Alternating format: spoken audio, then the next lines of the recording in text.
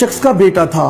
रोज रात को देर से आता और जब भी उससे बाप पूछता कि बेटा कहाँ थे तो झट से कहता दोस्त के साथ था। एक दिन बेटा जब देर से आया तो बाप ने कहा कि बेटा आज हम आपके दोस्त से मिलना चाहते हैं। बेटे ने फौरन कहा अब्बा जी इस वक्त? अभी रात के 2 बजे हैं, कल चलते हैं।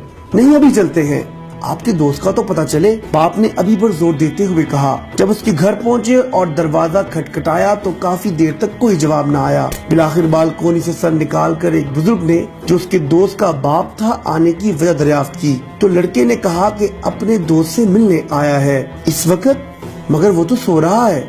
बुजुर्ग ने जवाब दिया चाचा आप उसको जगाओ, मुझे उससे जरूरी काम है। मगर बहुत देर गुजरने के बाद यही जवाब आया कि सुबह को आ जाना, अभी सोने दो। अब तो इज्जत का मामला था तो उसने इमरजेंसी और अहम काम का हवाला दिया, मगर आना तो दरकुनार, देखना और झांकना भी गवारा न किया। बाप ने बेटे से कहा चलो अब मेरे एक दोस्त के पास चलते हैं जिसका नाम खैरदीन है।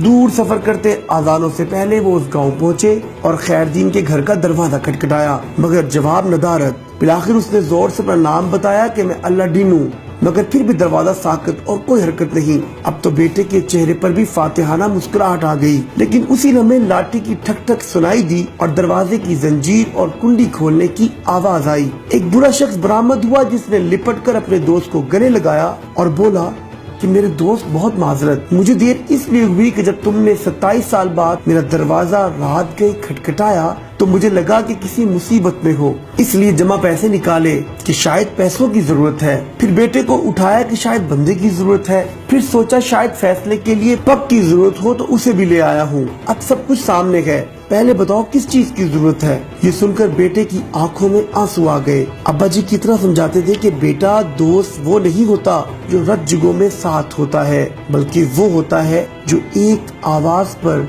हक के दोस्ती निभाने आ जाए। आज भी कई ऐसे नौजवान ऐसी दोस्तियों पर अपने वालिदैन को नाराज करते हैं, बाप के सामने अकड़ जाते हैं। जरा दिल थाम कर सोचिए कि आपके हल्का अहबाब और दोस्तों का शुमार इनमें से किस किस्म में होता है।